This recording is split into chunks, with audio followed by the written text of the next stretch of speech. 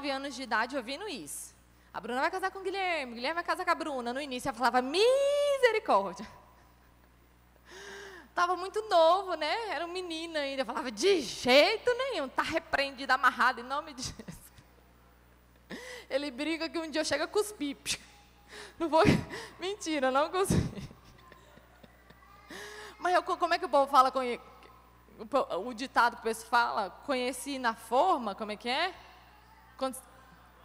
Conheci na planta, gente. Meu marido não era o que é hoje. Glória a Deus, eu fui uma visionária.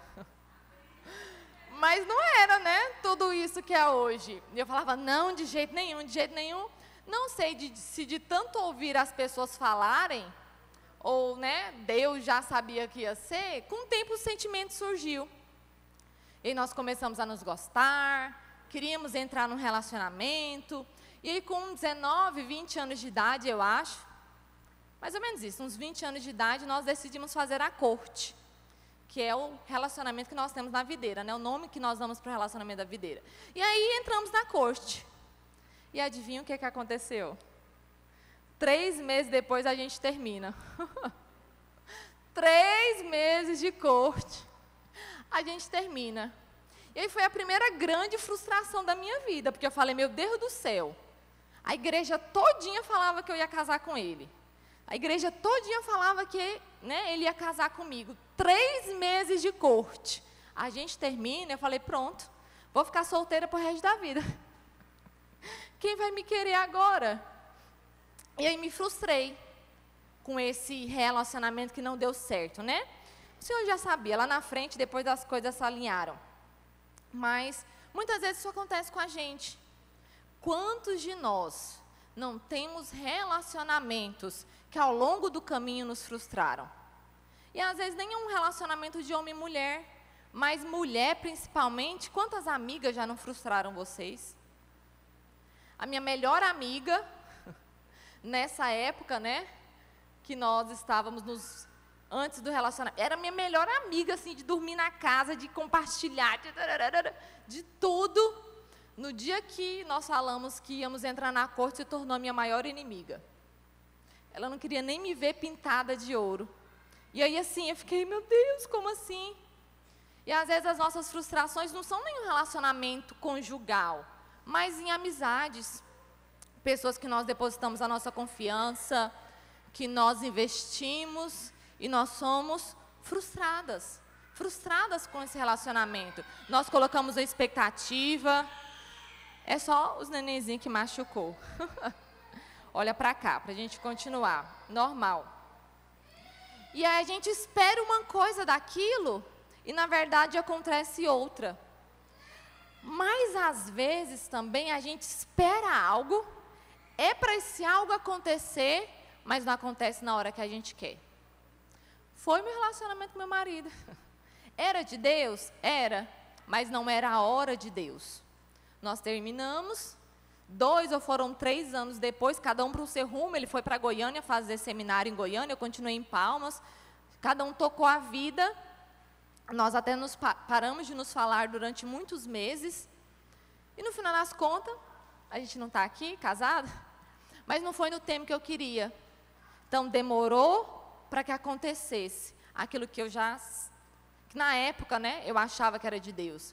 Então, às vezes, não é nem o que vai acontecer, mas o quanto demora a acontecer. E isso, às vezes, frustra a gente. Nos deixa desanimadas, sem esperanças, nos perguntando, será se é isso mesmo? Será se é isso mesmo que eu tenho que tentar fazer? Eu lembro que hoje eu sou a pastora das crianças, amém? Mas nem sempre foi assim. Deus fez uma obra na minha vida, por isso que eu falo para as irmãs, às vezes eu falo, irmã, vamos lá conhecer o Culto Kids, vamos visitar uma célula, vem na reunião de discipulado. A irmã fala assim, misericórdia, nem de criança eu gosto. Eu falo, pois entra no time, irmã. Você acha mesmo que eu vim para a rede de crianças morrendo de amores? Era a paixão da minha vida? Não era. Hoje é. Hoje é aquilo que eu mais amo fazer. Esses dias o meu marido falou aqui o Guilherme falou, né, na palavra, não sei o que ele estava falando. Lembrei que uma irmã falou assim, não, tinha que ter culto kids todo domingo.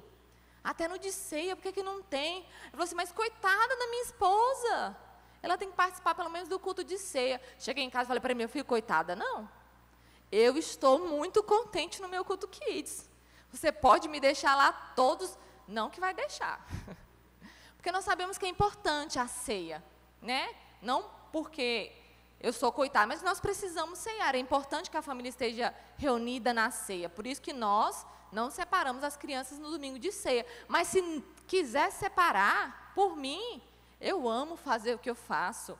Eu não me vejo fazendo outra coisa. A minha vida é para ministrar para as crianças. A minha vida é para ganhar criança para Jesus. A minha vida é para cuidar do rebanho mais precioso. Mas nem sempre foi assim.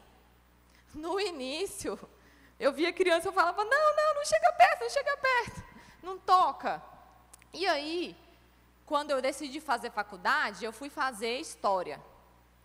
E é uma matéria que, é um curso que era licenciatura. Então, o foco de fazer História era para dar aula. E nesse momento da minha vida, eu era essa pessoa que eu te contei, que criança nem chegava perto. Não gostava de criança de jeito nenhum, nunca tinha cuidado de menino, não tinha cuidado de primo, não tinha jeito com criança para nada, mas lá vou eu fazer licenciatura. E assim que eu terminei a minha graduação, me formei na faculdade de História, eu trabalhei durante uns 5 meses numa escola particular, e aí logo depois surgiu a oportunidade de eu trabalhar na escola videira. Não sei se as irmãs sabem, mas a videira ela também tem uma escola. Aqui no Brasil deve ter umas 5 escolas videiras espalhadas pelo Brasil. Lá em Palmas nós já tivemos escola videira durante uns 12 anos. Hoje não tem mais. A escola fechou, mas nós tínhamos. E aí, assim, uns 8 meses depois que eu me formei, apareceu o convite para trabalhar na escola videira. E aí eu fui trabalhar na escola. E assim, eu já estava envolvida no Ministério de Crianças, né, no final da faculdade, já estava discipulando, no discipulado de mulheres, discipuladora. E aí, assim, os meus olhos abriram. Eu falei, nossa, é isso que Deus tem para mim. E eu fiquei assim, deslumbrada e encantada, eu amava aquela escola. E eu, meu Deus, sabe aquele lugar que você vai trabalhar assim com prazer? Eu via, eu falava, Deus que me trouxe aqui. Agora eu entendi porque que eu fiz minha graduação. E sabe assim, você se sentindo, vivendo o plano completo de Deus, e fazia planos e sonhos, e aquela coisa, assim, foi 3 anos maravilhosos. 3 anos depois que eu estava trabalhando na escola, adivinha o que acontece? A minha chefe, vulgo pastora, me demitiu. Meu mundo caiu, irmãs. Imagina você ser demitida pela sua chefe, que é a sua pastora. Eu falei, mas Deus! Eu não consegui, eu comecei a chorar na frente dela, na sala dela, na hora que ela falou que eu não ia mais trabalhar lá. Meu mundo caiu, desabou. Falei, uai Deus, eu não estou entendendo nada, que palhaçada é essa aqui? O Senhor me coloca para fazer uma graduação, eu venho para a escola videira, estou envolvida, estou sonhando, tenho planos, e aí quando eu menos espero eu sou demitida. E quantas de nós já não passamos por isso? Você sonha com algo, você se planeja, você está vivendo aquilo, você está no ápice da emoção, da satisfação do plano que você planejou. Às vezes você tem certeza que é de Deus, mas as coisas se frustram. Mas o plano acaba. O caminho é cortado. E é inevitável que nós tenhamos frustrações ao longo da nossa vida. Não fiquem com raiva da minha pastora, tá? Eu amo muito ela, sou apaixonada por ela, depois eu entendi tudo. Deus tinha um plano perfeito para mim, né? Ela foi um instrumento de Deus naquele período da minha vida, mas as frustrações, elas são inevitáveis. Não sei se vocês já foram para o Nordeste. Quem aqui já foi para o Nordeste banhar no mar maravilhoso do nosso país? Quem já foi no Nordeste sabe que a maioria das praias lá no Nordeste tem muita areia e forma muitas dunas ali, né? Ao redor da praia. Eu amo aquilo ali, gente do céu. Se eu pudesse morar na praia, eu morava, oh Deus. Eu amo praia de mar. E aí, quem vai para o Nordeste sabe que Acho que se você for no Nordeste e não passear de bug, não é, Neidi? Você não foi no Nordeste. Tem que ter um passeio de bug no Nordeste, tem que ir. E aí é o seguinte, tem umas dunas, principalmente ali em Jericoacoara, eu já andei em outros lugares também, mas ali em Jeri são as dunas maiores, né? Aí assim, você entra no bug, eu não sei se é bug ou bug, eu acho que é bug. Aí você entra no bug, e aí o motorista já fala assim para você, e aí? Você vai querer um passeio com emoção ou um passeio sem emoção? Muitos querem sem emoção, né? Eu vou só contemplar a paisagem. Mas o meu marido sabe que para mim não existe sem emoção. Não é cogitável. Então eu entro e falo, pode arrochar. É com emoção mesmo que eu quero. O negócio tem que ser bom, né? E eu acho que eu nasci assim já, porque eu lembro, irmãs, com 6 anos de idade, a primeira vez que eu andei numa montanha-russa, eu tinha 6 anos de idade, eu lembro como se fosse hoje. Foi um parque de diversões para a nossa cidade, e eu lembro que a minha mãe deu dinheiro para mim, para minhas irmãs, eu tenho 2 irmãs, para a gente ir no parque de diversões. Aí eu cheguei lá, não, eu quero ir na montanha-russa, eu vou na montanha-russa, eu quero ir na montanha-russa, e as minhas irmãs, de jeito nenhum que eu vou na montanha-russa.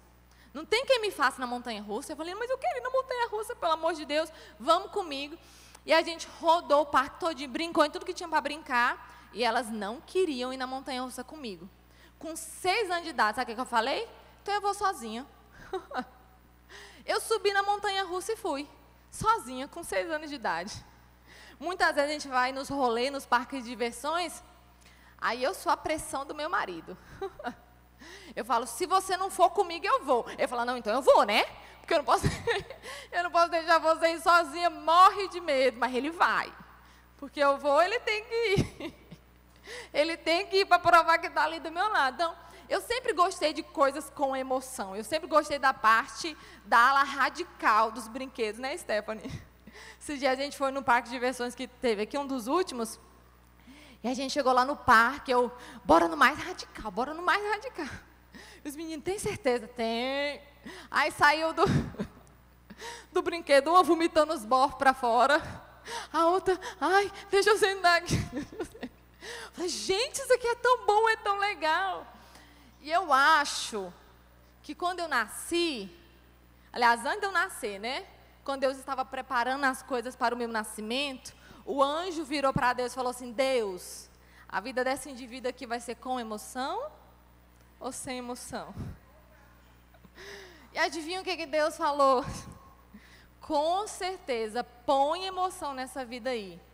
Porque são muitas coisas. Às vezes o povo olha assim, mas você é tão novinha, mas menino, tu não tem ideia de quantos quilômetros rodados. E nós temos que entender que as frustrações, elas fazem parte da vida. Quanto mais rápido a gente aceita isso, mais fácil a gente vence os desafios. Porque às vezes a gente fica querendo barrar. Não, eu não quero passar por isso, eu não estou pronta para isso, ou então, por que isso na minha vida? Mas quando você entende que você está viva, e se você está viva, você vai se frustrar, as frustrações elas vão acontecer, a sua vida se torna mais fácil. E aqui eu abro um parênteses, irmãs.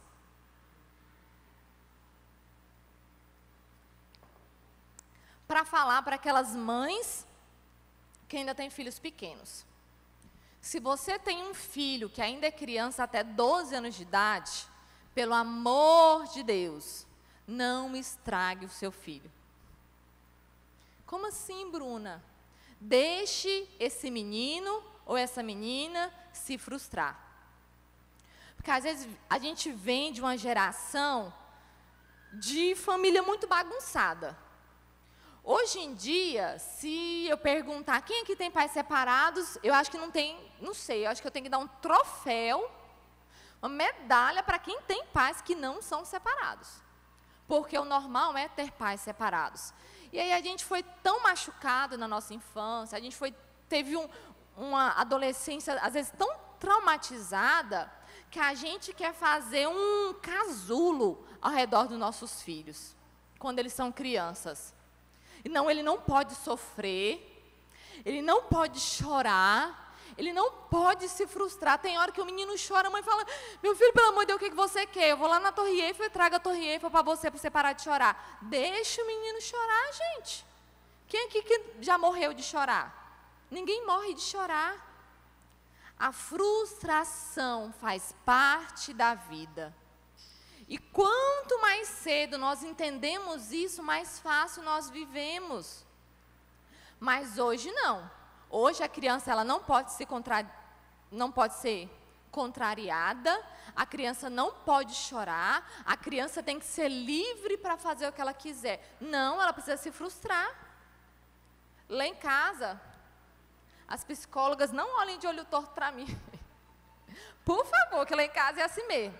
Lá em casa tem coisa que eu falo não, só para que ele se frustre. Só falando, não, tu já tem coisa demais. Não. Ah, mãe, por quê? Por que não? Ah, por que não? Porque eu não quero. Porque eu não quero, eu sou sua mãe, ponto, acabou. E aí esperneia, e chora, e dá aquele xírio que eu falo, chora, meu filho, chora, chora, tudo que você tem para chorar. Por quê? Porque nós precisamos aprender a nos frustrar. A gente está vivendo uma geração de adulto que qualquer frustraçãozinha faz um piti. Ah, a irmã foi frustrada. Não, eu vou sair da célula, ninguém me entende. Ah, lá no seu trabalho você foi frustrada. Não, aqui ninguém me dá valor. Deixa eu arranjar um emprego que me qualifique mais. Mas, gente, você realmente é essa Coca-Cola toda? E se você, sabe, coloca os seus filhos num casulo, onde eles têm tudo o que eles querem, onde eles não podem ouvir um não, só por ser não. Não é um não porque eu não tenho dinheiro, não é um não porque eu não posso, é não porque não. Entende? Não porque não. Se os seus filhos não aprendem a se frustrar e a lidar com esse sentimento que é tão normal na nossa vida, eles vão ser adultos doentes. Adultos que acham que podem ter tudo que quer. Adulto que na primeira porta que fechar na cara entra em depressão. Por que tem tanta gente com depressão na nossa sociedade? São pessoas que não aprenderam a se frustrar. A primeira frustração que é pular de uma ponte. Mas se ainda na infância você entende que, meu filho, o mundo não gira em torno do seu umbigo, é assim mesmo. Bola para frente. Continua a caminhada. Você se torna mais forte. Só que as frustrações, elas existem em várias áreas. Muitas vezes no casamento, você cresceu idealizando como seria o seu casamento, a pessoa com quem você iria casar, a maneira com que você iria casar, e às vezes, no decorrer da caminhada, o trem virou uma bola de neve e nada aconteceu como você planejava. O seu marido não é quem você planejava. Às vezes, o ambiente do seu casamento ainda não é aquilo que você queria. E muitas vezes isso nos frustra. Às vezes nós nos frustramos com a igreja. Eu brinco com as meninas, né, Iraci?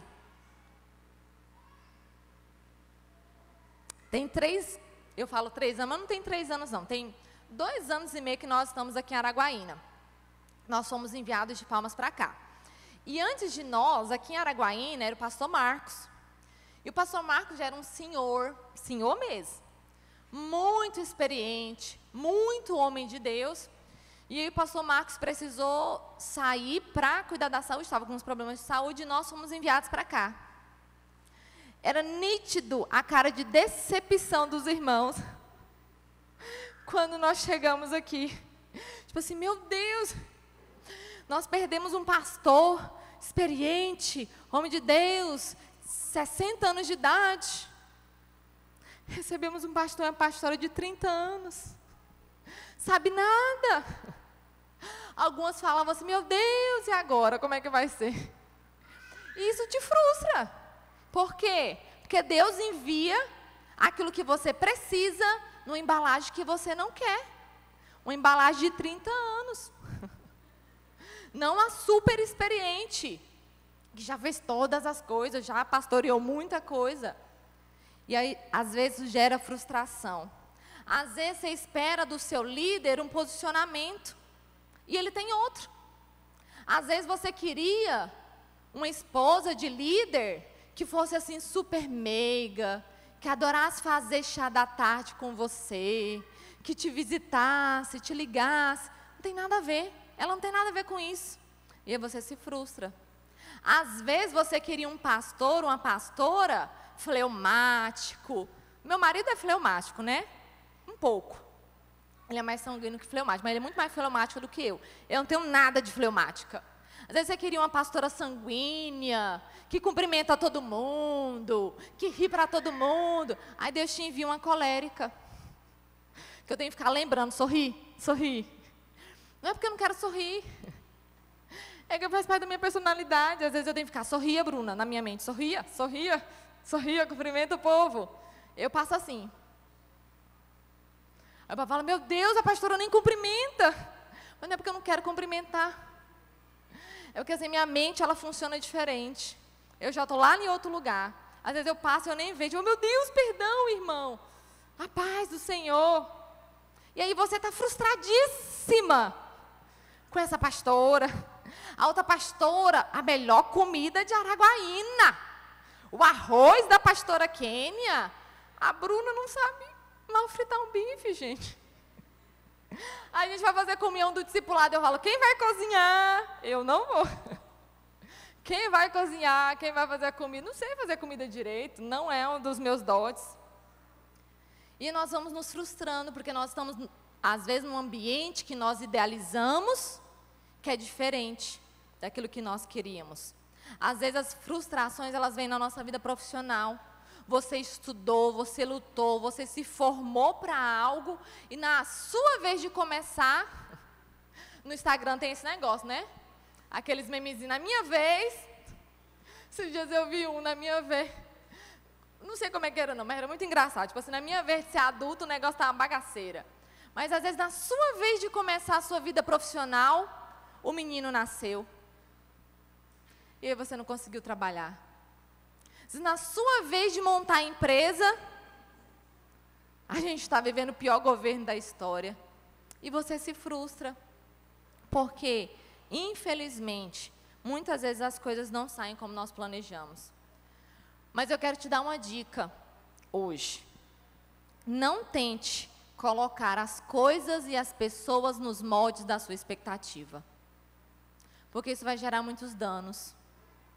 Às vezes, muitas coisas estão dando errado porque você está forçando que as coisas sejam como você esperava. Às vezes, os relacionamentos não estão fluindo porque você quer forçar as pessoas ao seu redor a suprir as suas expectativas, a se encaixar nas suas expectativas. E ninguém tem essa obrigação. Ninguém tem obrigação de suprir a expectativa que você criou. E eu quero ler um versículo que está lá em 1 Coríntios, capítulo 12, a partir do versículo 14. Alguns versículos, na verdade, né? Eu acho esse texto tão poderoso que diz o seguinte: ora, o corpo não é feito de um só membro, mas de muitos. Se o pé disser, não sou membro do corpo porque não sou mão, nem por isso deixa de ser um membro do corpo. E que pensariam vocês se ouvissem uma orelha dizer, não sou membro do corpo, porque sou apenas uma orelha e não um olho? Será que isso faria menos parte do corpo? Suponhamos que o corpo inteiro fosse olho. Então, como é que vocês ouviriam? Ou se o corpo todo fosse orelha, como é que vocês poderiam sentir o cheiro de alguma coisa? Entretanto, Deus criou muitos membros para os nossos corpos e colocou cada um desses membros conforme Ele quis. Que coisa esquisita seria se um corpo, se tivesse somente um único membro? Assim, foi que Ele fez muitos membros em um só corpo. O olho não pode dizer à mão, não preciso de você. A cabeça não pode dizer aos pés, não preciso de vocês. E alguns dos membros que parecem ser os mais fracos e menos importantes são, na realidade, os mais necessários. Então, esse texto está falando o seguinte: olha, simplesmente as pessoas não são igual a você. Elas não pensam como você, elas não agem como você, elas não esperam o que você espera, elas não se alegram com as mesmas coisas que você alegra, ela não se entristece com a mesma coisa que você entristece, ela não tem o mesmo paladar que você, ela não tem as mesmas aptidões, e isso é maravilhoso. Amém? Nós precisamos entender isso. Essa diversidade foi criada por Deus. Deus criou para que seja assim. Paulo está dizendo nesse texto que cada membro tem a sua função. Porque se todo membro exercesse a mesma função, isso seria uma bizarrice. Imagina, um corpo só de mão. A mão é uma coisa muito útil, convenhamos, né? Talvez, depois do nosso cérebro, seja um dos membros externos que nós mais usamos no nosso corpo. Mas imagina se o nosso corpo fosse todo mão. Como seria horrível, nem sei, esquisito, o que mais? Então, olha só, o corpo ele é feito por todos os membros. Então, não espere que as outras irmãs sejam igual a você. Não espere que elas reajam igual a você. Porque cada um serve a Deus de acordo com a personalidade que Deus deu para ele. Por muito tempo eu lutei contra a minha personalidade. Muito tempo, assim, até muito recentemente. Eu falava, Deus, por que o Senhor me criou assim? Por que eu não sou mais mansa, mais meiga? Por que eu não sou mais florzinha de Jesus? Eu queria tanto ser uma florzinha de Jesus.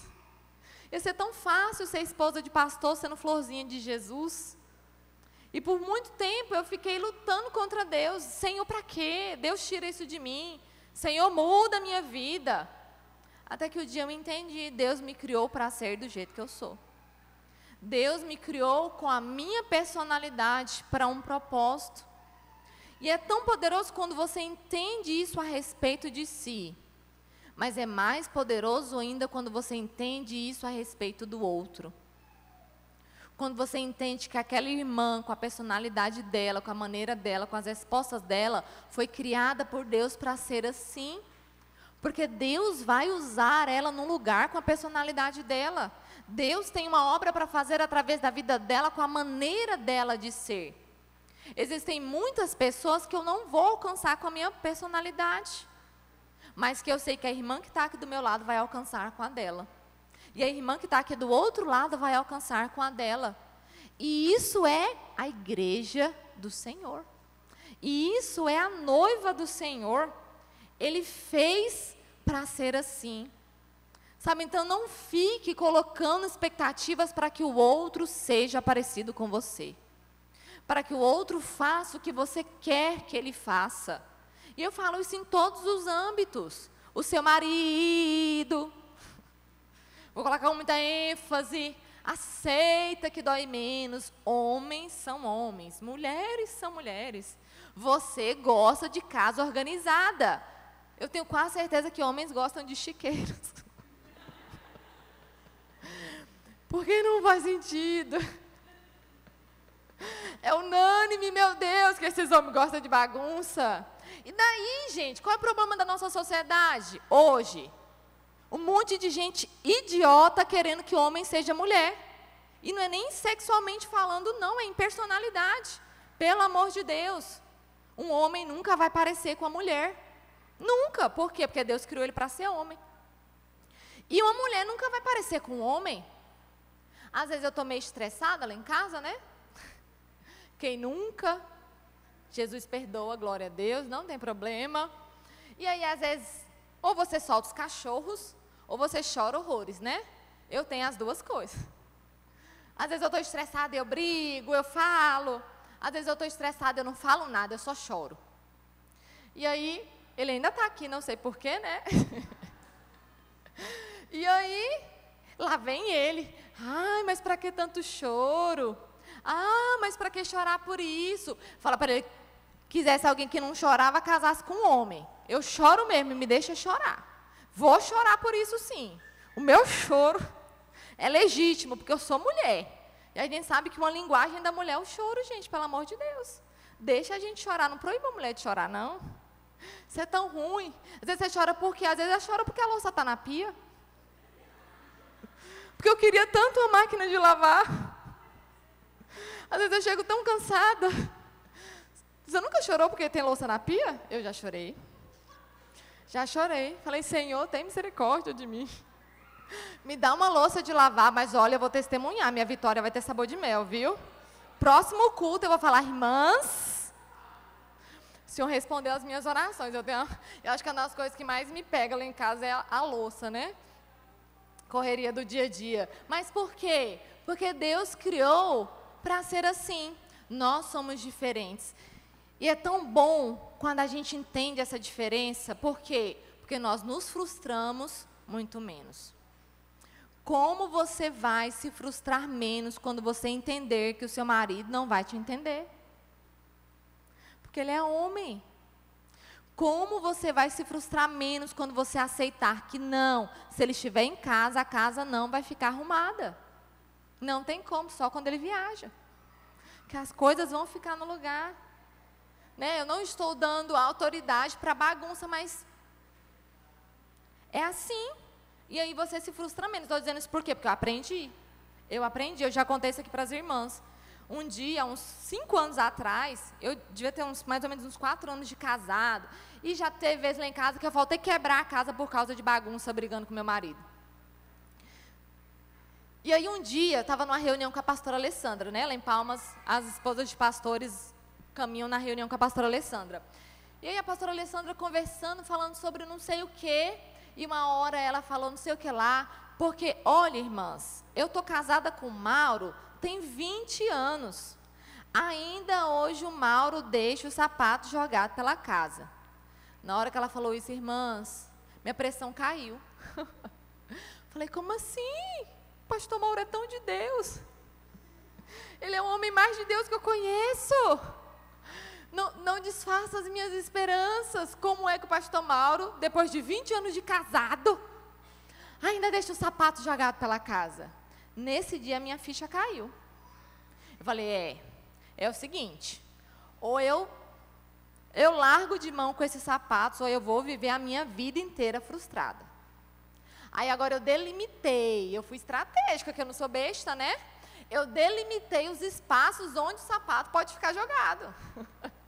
Então ele tem os lugares lá que ele só e larga o sapato lá. Às vezes fica 3 meses lá o sapato, mas lá pode. Então, assim, estratégia, aprende aí. Estratégia.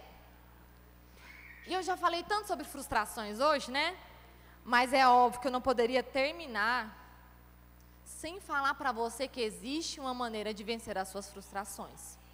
Elas são reais, nós vamos viver elas enquanto nós estivermos vivas. Mas tem uma excelente notícia para você. Existe uma maneira de nós vencermos as nossas frustrações. E eu não sei se você já teve o prazer de conviver com um certo tipo de pessoa. Tem gente que tem uma história sofrida. Sabe aquela pessoa que você olha assim e fala assim, menino do céu, eu sofro uma Raquel ali, misericórdia. Aquela ali sofreu. E tem gente que você convive, que mesmo você sabendo que a pessoa está passando por um momento difícil, ou que a vida dela é difícil, a pessoa está feliz. A pessoa está contente, está alegre. E você fala assim, mas gente, como é que é isso? Como é que faz?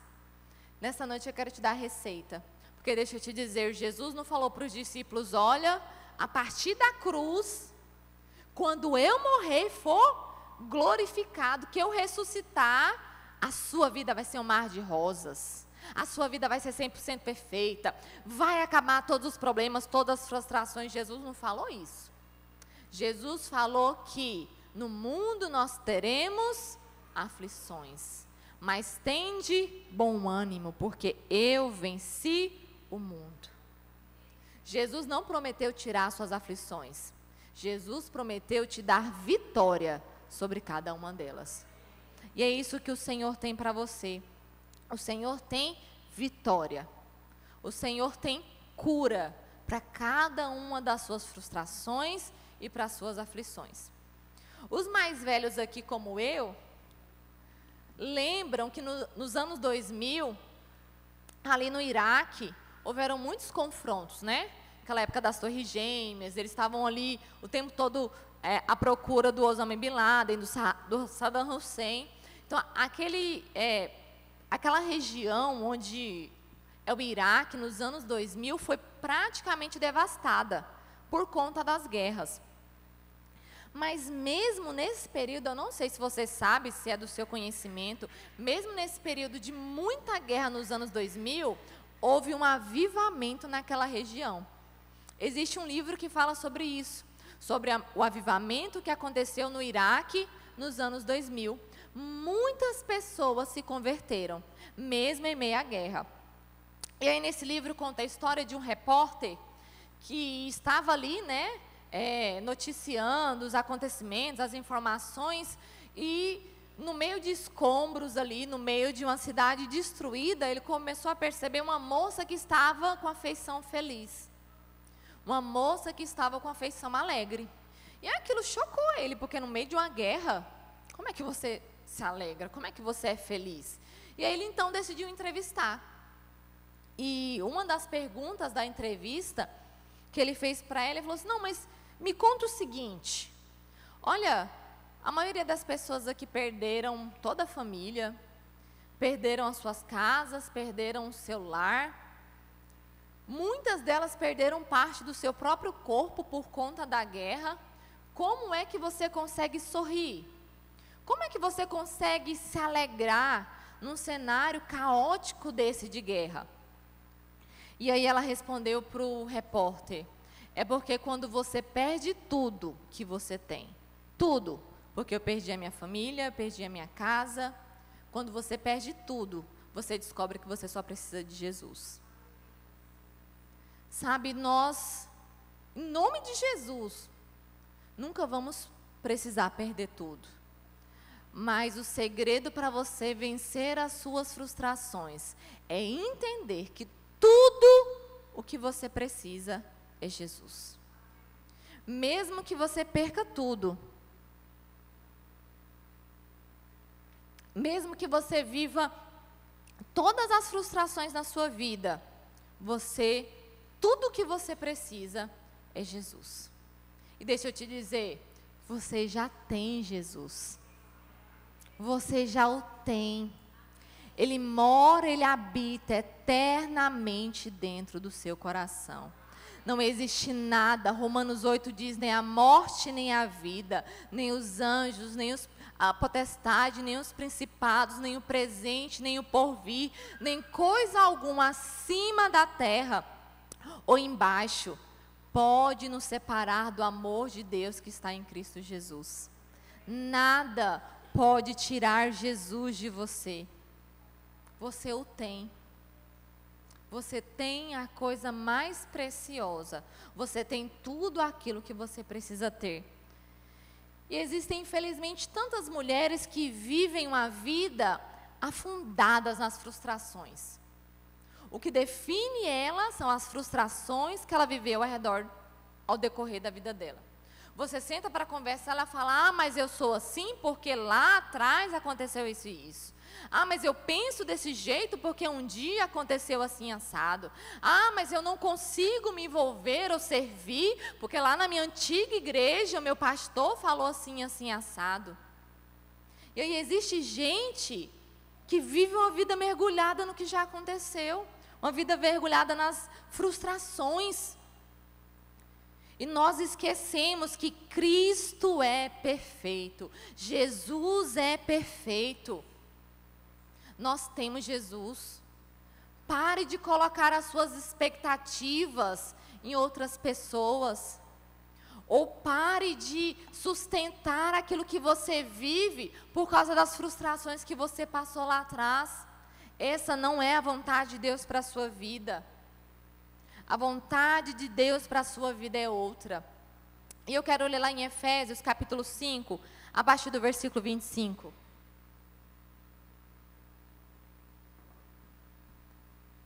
Muitas vezes, ou quase todas, eu acho, porque eu já ouvi falarem sobre esse texto, né? O que nós usamos esse texto, nós usamos para cutucar os maridos.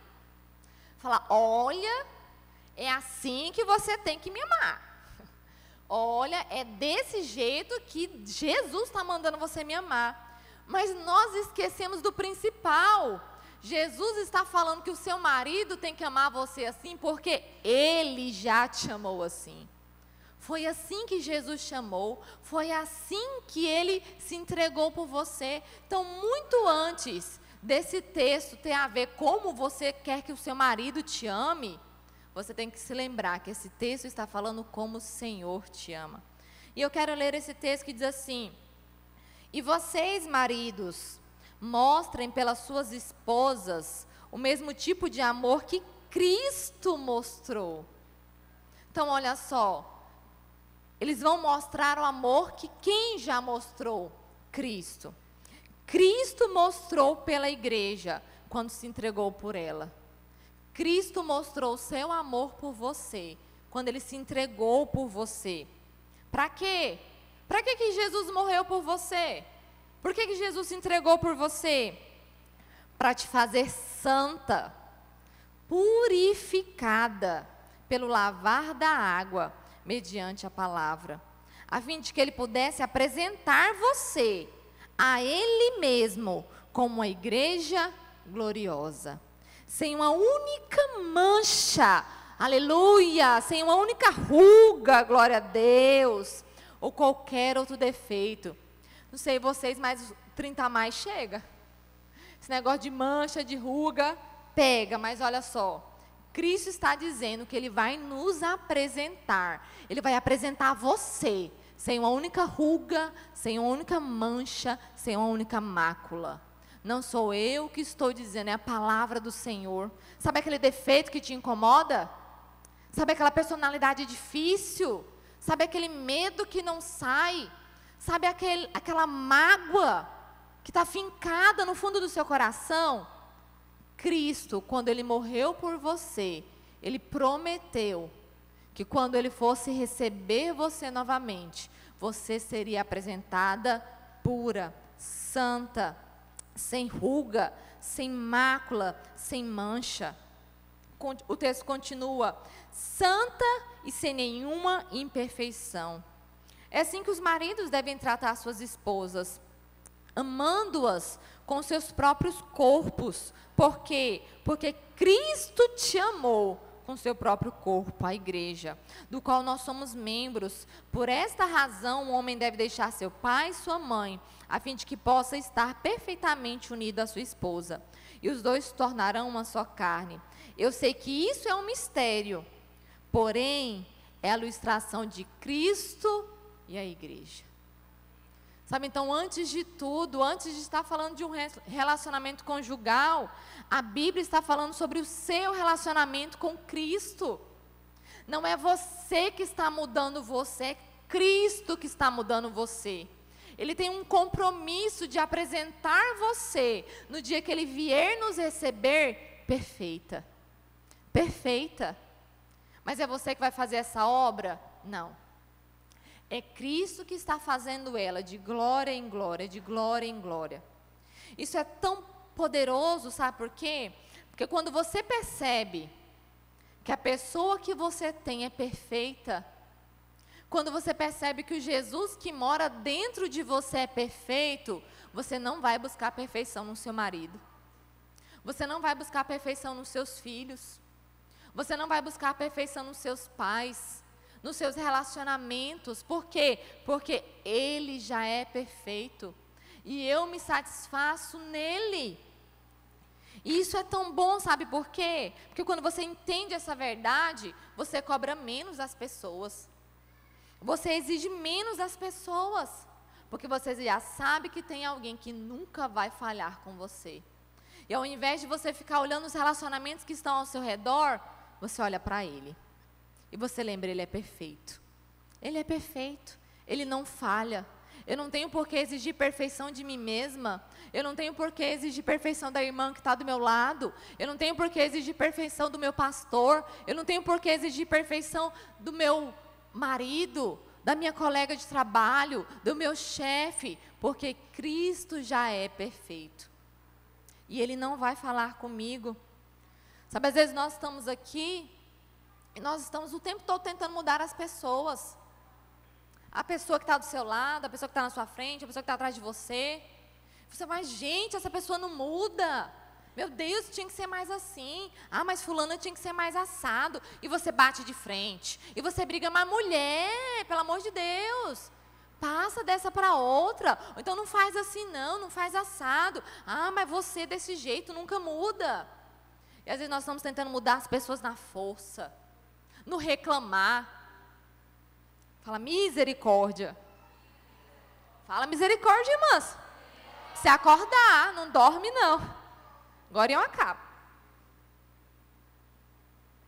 Às vezes nós achamos que nós vamos mudar reclamando. Você reclama, reclama, reclama. Ah, mas nunca muda. Ah, mas não avança. Ah, mas não é desse jeito. Porque você acha que é você que muda. Mas não é você que muda, é o Espírito Santo do Senhor. Se você quer que alguém mude, ore por ela. Para de falar, faz o teste. Para de falar. Ou fulana muda. Avança. Ou marido, para com esse eu, faz o teste, para de falar. E ora por isso. E fala com o Senhor. E fala com o Espírito Santo. Porque é Ele que tem o poder de agir. É Ele que tem o poder de mudar. Não é você. Se desperta. Fala com quem sabe. Fala com quem pode fazer. Para de reclamar. Para de... Reclamar mudou? Tenho certeza que você já reclamou muitas vezes. Mudou reclamar? Para de reclamar. E vai orar. Vai orar por isso. Vai orar por essa pessoa. Vai orar por essa irmã. Vai orar pelos seus filhos. Vai orar pelo seu marido. Vai orar pelo seu chefe. Pelo chefe, não. Ai, está querendo demais. Vai orar pelo seu chefe. Fala com Deus. É Ele que resolve. Sabe, porque se nós vivemos esse estilo de vida, nós vamos perceber o quanto a vida se torna mais leve e mais alegre. Não procure suprir as suas carências em outras pessoas. E eu vou dizer até para as casadas, não procure suprir as suas carências no seu marido. Tem mulher que o marido é só dela. Tem que ficar o tempo todo com ela. Tem que fazer tudo com ela. É tudo para ela. Vai para Jesus, irmã, suprir essa carência. Deixa o seu marido respirar. Às vezes tem amizade que a gente acha assim, é minha amiga. Não pode ser amiga da outra. Porque se for amiga da outra, está me traindo. E minha amizade? E os nossos anos de amizade e as nossas intimidades. Ah, não, agora a outra chegou na igreja e só chama a outra para comer na casa dela. Para de ser carente. Vai para Jesus. É Jesus que tem que suprir a sua carência. Não são pessoas. Seu relacionamento não precisa suprir a sua carência. Seu marido não precisa suprir a sua carência. Suas amigas não precisam suprir a sua carência. A sua carência precisa ser suprida em Jesus. Porque Ele é aquele que supre todas as coisas. Eu amo esse versículo. Está lá em Efésios 1, 23. Efésios 1, 23 diz o seguinte: a plenitude daquele que enche todas as coisas, em toda e qualquer circunstância. Jesus pode suprir tudo em você. Tudo. Irmãs, eu sou esposa de pastor. E eu vou te contar. Se tem alguém que divide o marido, sou eu. Eu divido meu marido com a igreja inteira. Então já teve vezes de nós programarmos algo e ele ter que sair para atender um irmão. Quantas e quantas vezes eu já idealizei algo. Eu falei, não, hoje à noite ele vai chegar, vai ficar em casa, vai fazer isso. E chegou em casa 1h da manhã, porque estava servindo a igreja. Imagina se eu fosse uma mulher carente. Esse ministério viria abaixo. Mas por quê? Porque as minhas carências estão supridas em Jesus. Não é que eu não tenho, não, eu tenho. Eu tenho carências, eu sou uma mulher como outra qualquer. O dia que ele não está lá, eu falo, Jesus, então vem. Vamos ficar nós dois aqui. Vamos conversar. Conversa com Jesus? Eu amo conversar com Jesus. Porque é alguém que não vai te julgar nunca. Tem um dia que eu falo assim, Senhor, o Senhor já sabe. Não me julga, o Senhor me criou. E aí eu vou e falo. É tão bom falar com Jesus. É tão maravilhoso. Às vezes está tão carente. Eu queria tanto que a minha pastora viesse me visitar aqui em casa para conversar. Pode chamar, eu vou. Eu adoro ir. Mas tem irmã que acha que eu vou, tipo assim, aparecer na porta da casa dela. Se ela não me convidar. Se ela falar assim, pastora, vamos lá na minha casa, vamos combinar um café, vamos sair tomar um sorvete. Acha que assim, eu vou adivinhar, né? Mas tem gente que às vezes, quer o tempo todo tá ali, tá junto, não escuta, ninguém me ouve. Jesus está aqui para te ouvir. Converse com Jesus, você vai ver o tanto que vai ser bom, o tanto que você vai se sentir suprida. E nós não precisamos ter medo de ataques e dificuldades, porque Ele está conosco. Jesus está conosco, sabe por quê? Porque o diabo te ataca. Tem crente que acha que o mundo espiritual é inexistente. E aí acontece o quê? A irmã fala um trem para ela que ela não gosta, que ela fala, miserável, nem nasceu de novo, essa aí é a pomba gira todinha, e não sei o quê, e acaba com a irmã. Por quê? Porque esquece que o diabo existe. E ela realmente acha que aquilo é só a irmã falando um negócio para ela. Nem passa pela cabeça dela que isso é ataque do diabo. Às vezes acontece uma circunstância no trabalho. Primeira coisa que você faz é porque aquele Satanás do meu chefe está me perseguindo. Ele não presta. Mas esquece que o mundo espiritual existe. Esquece que é o diabo que nos ataca, irmãs. A Bíblia fala que a nossa luta, a nossa guerra, não é contra carne nem sangue, mas contra principados e potestades. É o diabo atacando você, é o diabo se levantando contra você, mas infelizmente o que é que acontece? Às vezes ele usa um irmão. Não era para usar, mas às vezes usa. Às vezes aquela irmã, infelizmente, foi instrumento de diabo. Às vezes o seu trabalho, o seu chefe está sendo instrumento do diabo. E aí você faz o quê? Vai lá. E fala mal da irmã para um, e fala mal da irmã para outro. E chega de cara emburrada no seu trabalho. Eu vou fazer esse trem aqui mal feito, porque esse chefe não merece que eu faça bem feito, não. E você esquece que a sua guerra é espiritual. Você esquece que você tem que guerrear contra o diabo. Que você tem que atacar o diabo, que você tem que cancelar aquilo que o diabo tem feito na sua vida, se levantar em oração. A Bíblia fala que nós temos um escudo que nos protege contra os ataques do diabo. Você fala assim, não, Bruna, eu não quero nem ser atacada. Minha querida, não tem jeito mais não. Você passou para o lado de cá, agora você está na mira do inferno. E o diabo vai te atacar. Mas você pode decidir que postura você vai ter diante dos ataques do diabo. Você pode ser aquela que fala assim, coitadinha de mim, estou sofrendo tanto, está doendo tanto. Meu Deus, ninguém me ama, ninguém me quer. Tinha uma musiquinha quando eu era criança assim, que era assim, ninguém me ama, ninguém me quer, vou comer barata. Ninguém nunca ouviu essa musiquinha? Como assim, gente? Quando eu era criança, eu tinha essa musiquinha. Quando você queria fazer um drama, você falava, né? Ninguém me ama, ninguém me quer. Tinha um resto lá que eu não lembro mais. Ninguém me amava, ninguém me queria, eu ia comer barata. E tem irmã que está assim, ninguém me ama, ninguém me quer. Se levanta, irmã. Se posiciona. Fala para o diabo, vem em mim, Satanás. Que eu vou. Sabe por quê? Porque quando você se levanta em fé, quando você usa o seu escudo, todo ataque do diabo vira munição para você contra-atacar o inferno. Já houveram vários momentos na minha vida, irmãs, que eu, sabe quando o leite azeda? Quando o negócio assim parece que assim, tudo deu errado. E por muito tempo eu sofria, me entregava aos meus sentimentos. Aí eu aprendi, eu falei, tá ficando ruim, né? Então eu estou entendendo o que é. Eu falava, pode vir, Satanás. Vem com mais força. Esses dias eu orei assim. Falei, tá pouco, vem mais. Bora, rocha, dá o seu melhor. Sabe por quê, irmãs?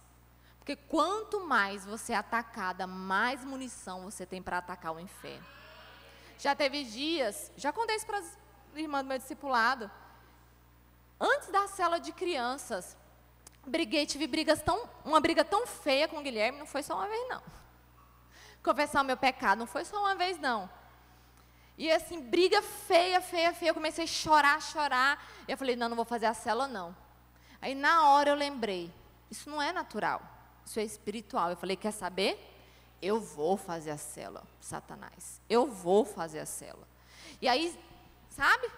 Aqueles contra-ataques que você está munida. Eu falo, bonito, então peraí, agora eu vou. Você chega, vai com sangue no olho. Agora eu vou fazer essa célula. Satanás, você está me atacando? Você está trazendo problema para o meu casamento? Lá no meu trabalho? A minha vida emocional? Então agora que eu vou liderar. É agora que eu vou servir no culto. É agora que eu vou me envolver. Sabe por quê? Porque quando você entende aquilo que a Bíblia fala a seu respeito, você sabe que todos os ataques serão apenas munição. E aí você vai com tudo para atacar o inferno. Quantas vezes, irmã, semana de encontro, semana de programação na igreja, semana de conferência, os meninos adoecem, fica mal, carro estraga, tantas coisas, mas os nossos olhos espirituais precisam estar abertos e você entender, isso é ataque do diabo, está atacando Satanás, então vem. Porque quanto mais você me atacar, mais eu vou ter munição para destruir o inferno. Mas você precisa entender e se posicionar. E parar de agir como vítima. Para de ter autopiedade, para de dó de você mesma. Sai dessa fase, irmã. Pega toda a dor, pega todo o sofrimento e usa para servir a Deus. E usa para glorificar o nome de Deus. E usa para fazer a obra de Deus. Porque essa é a vontade dele para a sua vida. Lá em 1 João 4,4, diz o seguinte, filhinhos, vocês são de Deus e o venceram, porque aquele que está em vocês é maior do que aquele que está no mundo. Para de ter medo de problema, para de ter medo de frustração, maior é o que está em você do que aquele que está no mundo. A sua vitória já está garantida pela cruz. Para que você vai ter medo de uma guerra? Para que você vai ter medo de uma batalha? Se você sabe que no fim a vitória já é sua, mas você precisa se posicionar. E entender que não tem a ver com a sua capacidade, não tem a ver com a sua habilidade, tem a ver com Cristo, Ele é perfeito, é Ele quem faz. Não é você, na sua força. Quando nós entendemos quem Cristo é em nós, nós não andamos ansiosas. Faz sentido a esposa do Elon Musk se preocupar com o boleto? Faz sentido o filho do Elon Musk ficar com medo de não ter o lanche, o café da manhã do dia seguinte? Todo mundo sabe que é o Elon Musk, né? Só para eu ter certeza. Não faz sentido. Agora, deixa eu te dizer uma coisa. Quem é maior? Jesus ou Elon Musk? Quem é maior, irmãs? E por que você está preocupada com o boleto? Por que você está preocupada com o café de amanhã? E por que você está preocupada com o seu casamento? Não faz sentido. Quem tem Jesus anda ansioso. Não faz sentido. Você tem Jesus.